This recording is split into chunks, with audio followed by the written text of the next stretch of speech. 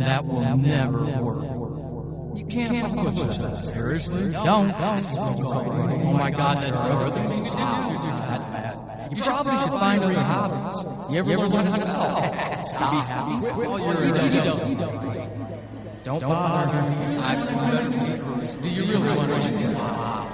And my third grade, get up.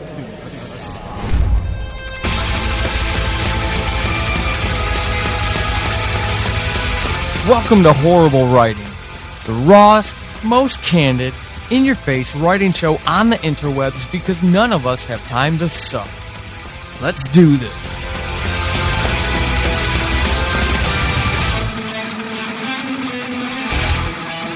Welcome to episode 6 of Horrible Writing. I am your host, Paul Sading. How are you doing? I hope this finds you well. Community. In the age of social media. You fill in the rest of the episode. It's an interesting beast, isn't it? So writing's hard. Writing is difficult. Writing is a lonely experience. You and that voice in your head, that insistent, persistent, nagging voice that screams to be released, demands its freedom.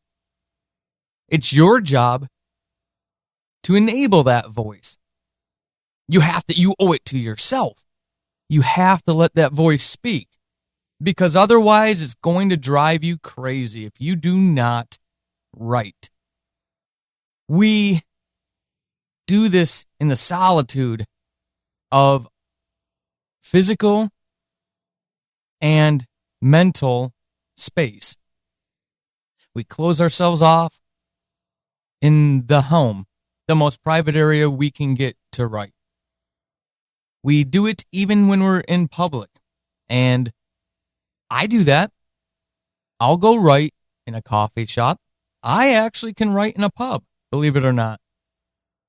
But though we physically may be present in physical space with other Homo sapiens, those of us who can do that have this ability to shutter the walls of our brain, to drown out that noise, and to dedicate our energies to what we're working on.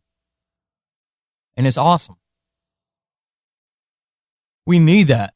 We need that space, physical or head space, to let that inner voice scream what it needs to scream, to tell the story, to weave the lives of those characters into something, some form. But it gets lonely. Our species is a social species. We need each other. We evolved in community because back in the day, if you didn't have your fellow cave person there with you, you were getting eaten. You were not going to live through the night. You were not going to be able to take down that animal to feed yourself for the next week, next month. So we had to form community and to survive. You know, Maslow's hierarchy of needs, we had to do it to survive. And then, of course, over hundreds of thousands of years of evolution, our species has taken on more social aspects of that need. So we build communities, and we need them. As writers, we do need them. We need the camaraderie. We need the support. We need the advice. We need the guidance. We need somebody who just gets it. And it's a beautiful thing when you find those communities as a creative. It can be. But it can also be treacherous. So that's what I wanted to talk about in this episode is being careful about the community you select, the communities you choose to invest energy in. This is an episode that is appropriate for new, intermediate, and experienced writers. Not that I ever believe I have any authority upon which to speak, which is why this podcast is titled what it is titled. Though it may be a fun tongue-in-cheek self-deprecating poke in myself, obviously, if it's self-deprecating. But I don't claim to have the authority. All I have is my life experience and the things that I've accomplished in my life, as trivial and unimpressive as they are. But one thing I can talk about is people. I've been in the people business all my life, doing all kinds of things I'd rather not talk about on this podcast. And that insight has given me a reticent opinion about joining communities. I enjoy them. I can only tolerate them for so long, though. But there's a reason for it. And part of this show is not only to encourage and motivate you, but not pull any bullshit. Be very candid, be very honest, be very raw. I'm not interested in dancing around the bush. I'm not interested in platitudes. I'm just interested in being real with whoever wants to download and listen to this show. That's it. And sometimes I may sound harsh. You've probably already heard that in the earlier episodes when I talked about protecting my writing space. I don't care, because my writing is that important to me. If your writing is that important to you, you'll understand where I'm coming from. If you're struggling with it, but you're curious, good. Keep an open mind. Keep listening, I hope. And we can agree to disagree, but hopefully, in doing that, I can maybe give you another perspective to consider. And that's what I kind of want to do with this episode, because communities can be great, but in the balance of things, I honestly believe in this day and age where all of us have internet access in the modern world, in the developed countries, we really should be spending about 10% of our time in community and 90% of time in craft. Okay? 10-90. 10 community, 90% craft. Unfortunately, what I see, and probably what a lot of you see, is it's the exact inverse. All these writers, all these wannabe authors, all these aspiring authors, audio dramatists, poets, what you name it, screenwriters, us amateurs, spend far more time in community than we do in craft, generally speaking. Go to your favorite writers' Facebook group, audio drama group, poet group, screenwriters guild group, and look at the energy that people invest in that social interaction in those places, in those spaces. And then wonder how much time they have left to write when they're the ones who complain about how much they produce. You can't produce if you're on social media interacting with community. Now, you need to, right? As I mentioned, there are benefits to it. But those benefits come with a cost. Everything has a cost benefit to it. So there are benefits to being in a community. But you have to be careful about how much you're willing to pay for those benefits. Because trust me, folks, you're paying. You're not just surfing Facebook. You're paying. That subreddit that you're on, where you're reading those posts or even responding, you're paying with your time and your mental energy. At the very least, time and mental energy that could be spent creating. So when we complain about how X author released yet another book this year, how do they do it? Imagine how much you would get done if you did 10-90, 10% community, 90% of your time in your craft. How much more would you create?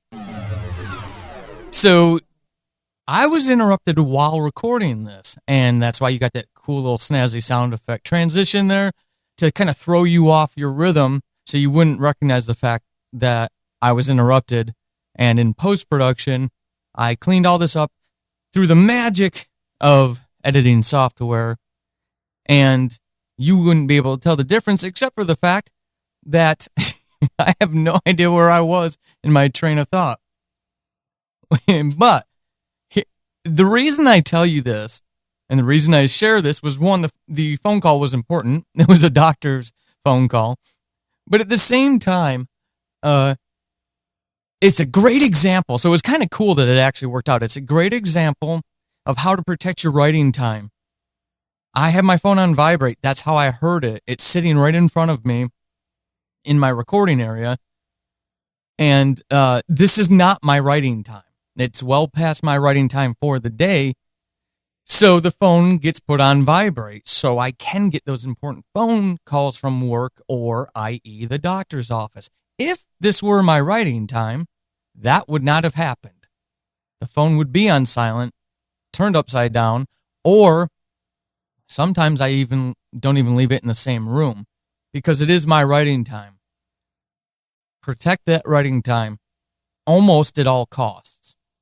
Now, my daughter was at a band camp this past week.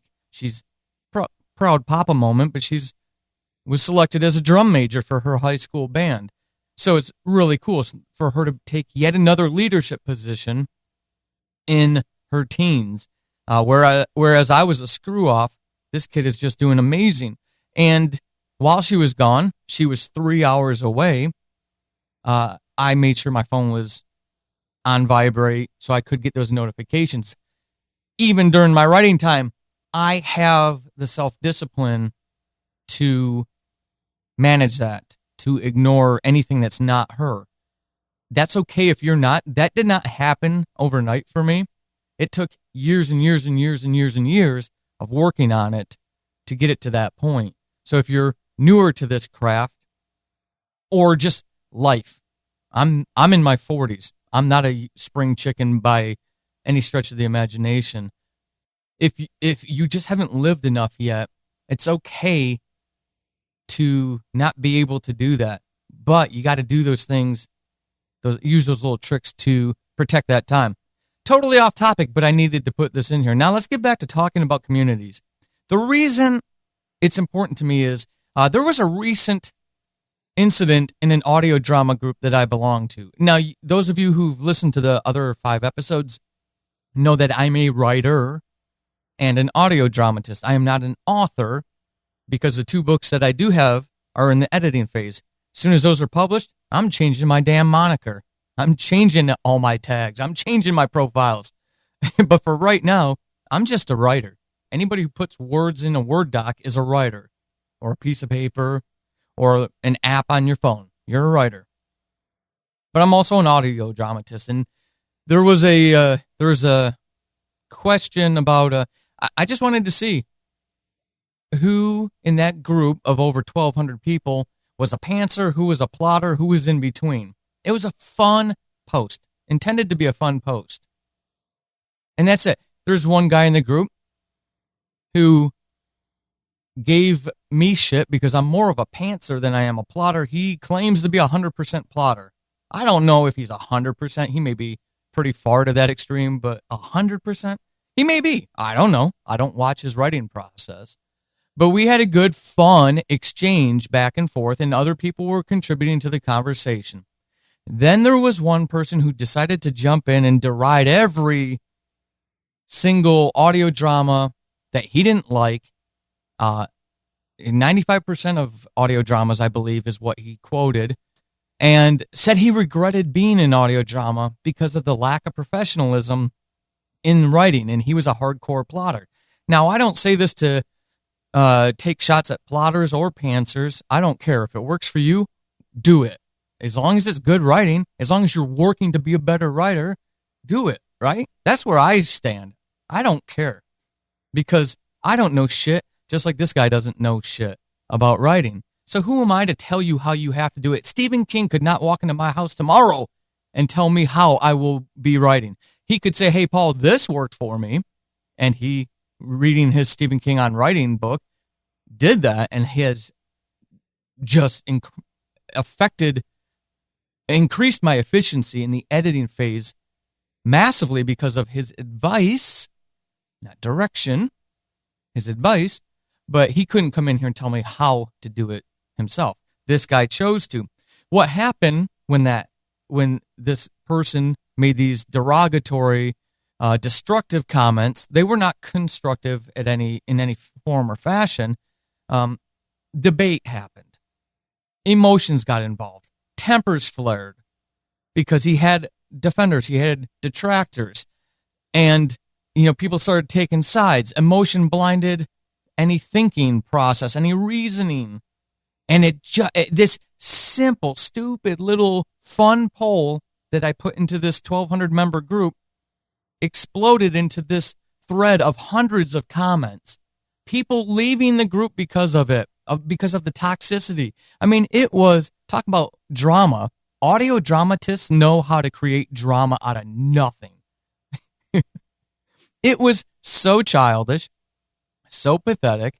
I ignored most of it until I saw one of the members getting basically bullied, and I didn't like it. So I made a comment because I'm in a little different station than that person is. Not that I'm better than him or anything.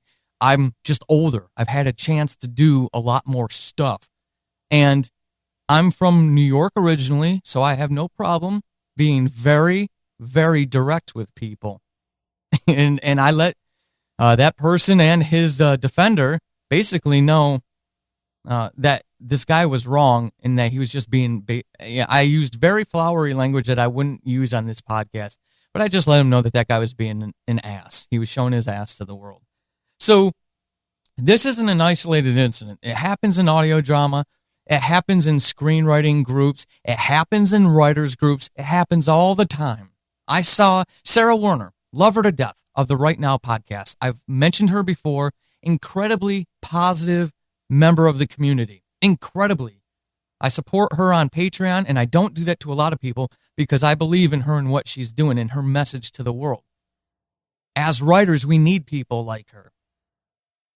Even her group, I Am a Writer on Facebook, so if you're a writer and you're not in that group, go request membership. Even in that group, poor Sarah, she took a couple days to go away and be a human being, and she came back to a mess. But even in that group, it happens. And that's built by her with her personality, so it's very positive, a spirit of encouragement. And it still happens because people are people.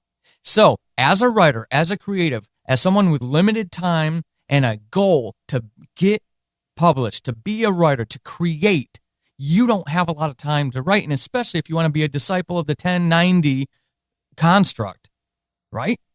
You have to protect that writing time. And the black hole, the cesspool of social media and community is going to suck that away. It's going to, because it does. Time and again. How easy is it to get sucked into social and political and religious discussions? They happen in these communities. They have no place. Paul's opinion, no place. We're all creatives. We should be talking about the craft when we invest in our time in those places. Now, of course, art is going to inherently include political, spiritual, social perspective by the creator. Otherwise, why create? What's the point of meaningless art? It has to mean something, right? Or we wouldn't do it. So those things are inherently there in every discussion. The problem happens when they become an explicit aspect of the discussion. Now we're taking sides and pulling the spear, sharpening our spears and all that mess. If you're serious about what you're doing, you don't have time for that. Doesn't matter how much you feel the tug. No matter how offended you are or how enraged you are or how motivated you are to enlighten someone to the... It doesn't matter, folks. You're wasting your time. They're not going to learn. They're not going to hear. You're just going to shout into a vacuum. Is your creation really worth that sacrifice? You're giving time up on developing those characters, developing that world, that story arc, and investing it on someone who doesn't care what your opinion is. Ultimately, they don't. You're better than that. your creation is better than that. Your creation deserves more of you than that person who doesn't care about your opinion does deserve or doesn't deserve. And then you've got the spammy groups. I cannot stand them. I leave them as fast as I find out that that's what they're about. Buy my book, buy my book, buy my book, buy my book, buy my book, buy my book, buy my book, buy my book. No, stop. That model was never relevant, and it's even less relevant now. I have a master's degree in marketing. Never used it in the real world because that's the way I make decisions. But I pay attention to those things because they do interest me. And those of you with experience probably know this as well. Relationship marketing. Yes, you will get people to buy and like your stuff regardless of whether or not they know you. But you are going to attract bees with honey. You are going to attract people with your personality, with establishing those relationships. I've been podcasting for 6 years. I've got a respectable following across a ton of different topics that I've done. I get people to try my stuff because I don't push it on them. Now, they may not like it. You know, Diary of a Madman is a great example. People can like my personality as Paul Sading, at Paul Sading on Twitter, by the way. They can like that personality, but when they get excited, and when they listen to Diary of a Madman, they tune out. It's too scary. It's too creepy. It's too twisted. Season 1 was all written and acted, for the most part, by me, and some people took issue with the fact that the story centers around this mysterious man, this mysterious character stalking a woman. I understand how that can spark issues for people that they're sensitive to. And I appreciate that. And them giving it a chance to listen is very much appreciated. But I wouldn't have gotten them that far. Even if they tune out after one episode, I wouldn't have gotten them that far without months of just being a human being on social media. So you've got the toxicity potential of any social interaction. It doesn't matter how awesome the group is. If it's a group of people, it's going to have drama at some point. Drama sucks your energy and takes you away from creating. And then there's that second aspect that I just talked about, the spammy stuff. Who's got time for that? No one's listening to you, and all you ever do is throw your book up there to tell us how awesome it is. Don't care. And that's how purchasing behaviors are happening now. That's the new world. People don't care how awesome your stuff is. They want to know how awesome you are. To a degree, we'll have to talk about that in another episode. But if they like you, they're going to try your stuff. If you just shove your book in your face, who cares? Everybody's got a book nowadays. I know that's extreme. I'm just saying it to make a point. So, again, two negative aspects of it. Now, there are good things about it, and I hit it earlier.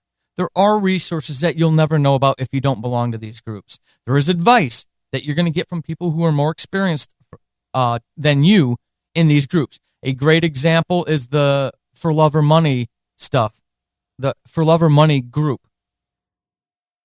Susan K. Quinn, author, has a great book out there, Boot Camp. I would definitely recommend it. That's one of Paul's recommendations. She keeps it very low priced, and it's packed full of helpful stuff for those of you who want to self-publish. So check that out. Check out that group. Tell her that I sent you. I would appreciate it, because she's very, very relatable. She's very accessible, but she's also successful because she's doing it for a living. And she's very candid. She'll let you know. She makes, I don't know how much, but into the six figures just writing every year. That's something I want. I don't want to wake up and do the job that I'm doing that sucks the soul out of me. I want to write. I can't. I'm not in that position in my life. I have to work. So I use her as a model, not only because of her financial success, in the fact that she's doing it, but because of her accessibility. So there are positives to it. Help. There are times, especially in that For Love or Money group, where people are in crisis mode because Kindle did something and they don't know how to get around it, or CreateSpace created a problem for them to get a tangible physical book. And it's the 11th hour and they need help. They need advice on something.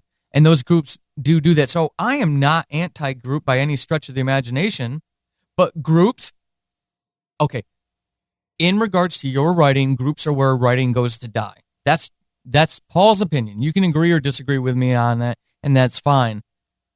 But remember that when I say that, I keep that in the context of the 10-90 construct. 10% of your time in community, 90% of your time in your craft. If you're honest, folks, I want to hear your stories. I want to listen to your stories. I want to read your stories. You aren't going to get there if you're spending, I feel, even half of your time in those two areas. I honestly feel as nice as it is to talk to other human beings, it's not getting you published. People are going to give me anecdotes to show me otherwise, but how much time went into that one break that you got? It was not just a single, hey, Joe, thanks for letting me in the group. I really like you. Hey, can you help me meet an agent? Oh, agent. That doesn't happen. Even when those things happen, we're talking hundreds of hours of other stuff that happened to lead to that point.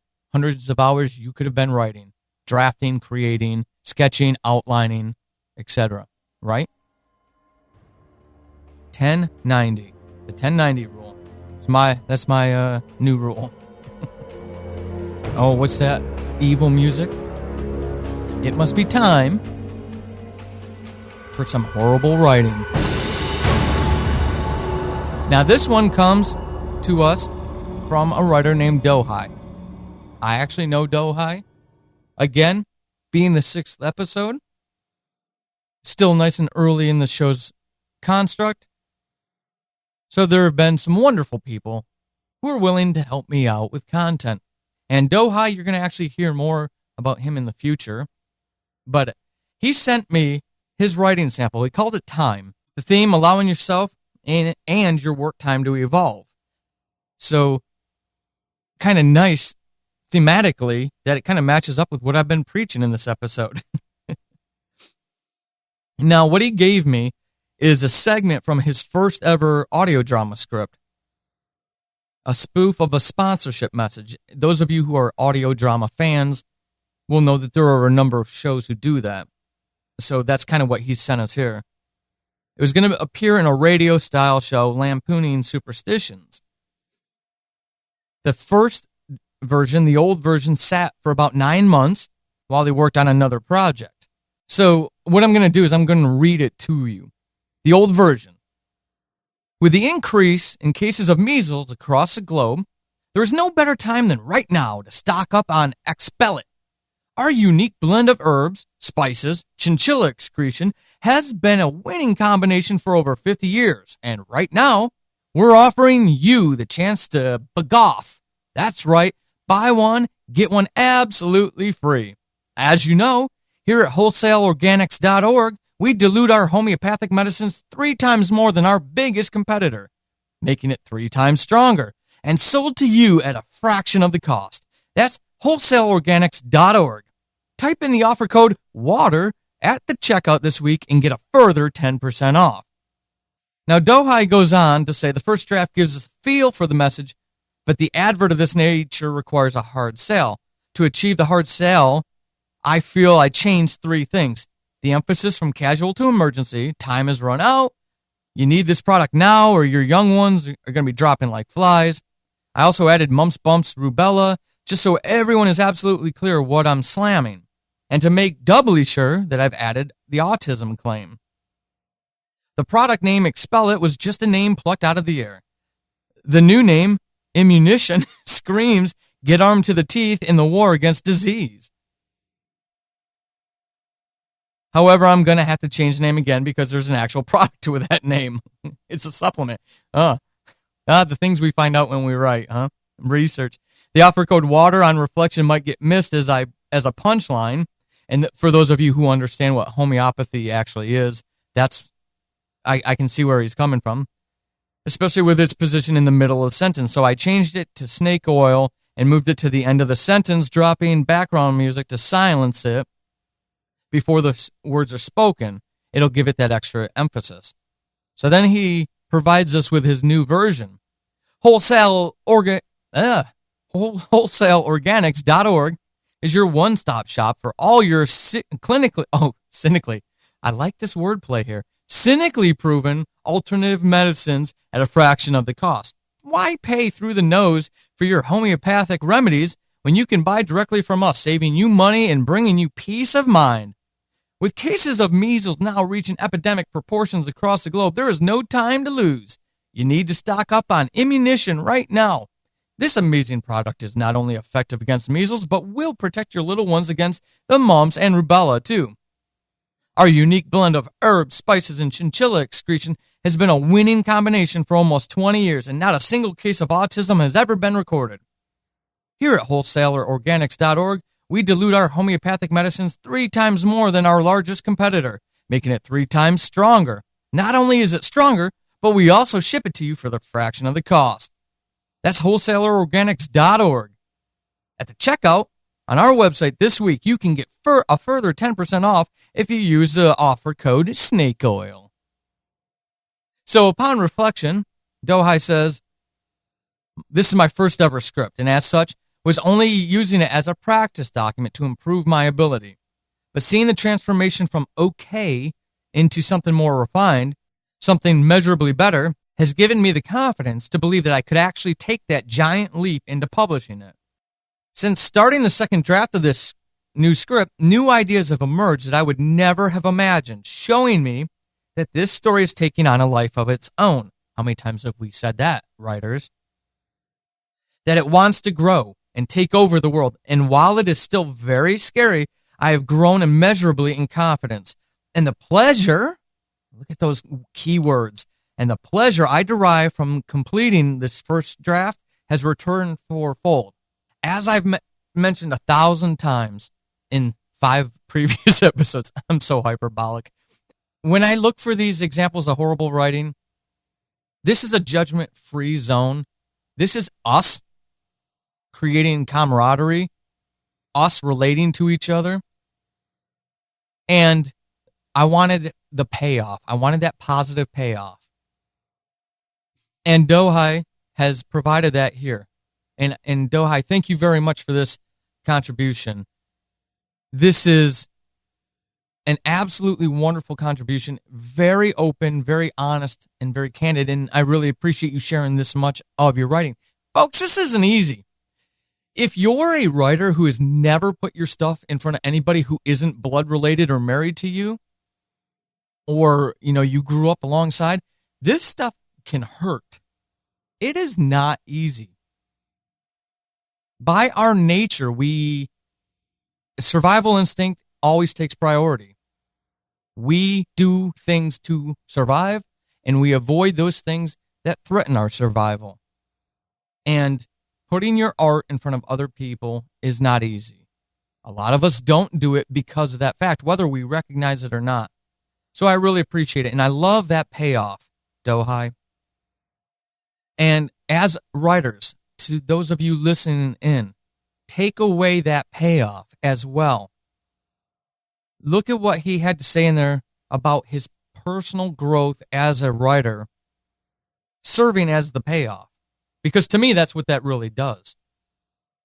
That serves as his payoff for doing this. Now, this particular piece may never see the light of anything ever, except for exposing it here. But the rest, the entire product may never actually see the world. And he still has derived benefit from it. He's grown because of it. He's a better writer because of it. Just because of he's more confident. And what writer couldn't use more shot of confidence once in a while or every day. I know I could, and I don't even want to think of how many tens of thousands of words I already have in front of people, never mind those hundreds of thousands of words that I'm trying to get out there. So Dohai, thank you very much to everyone. Please, when you listen to this, when you find this show, contribute your horrible writing sample to me. It doesn't have to be that long. That's about the limit of the length I would like to take anyways for the show.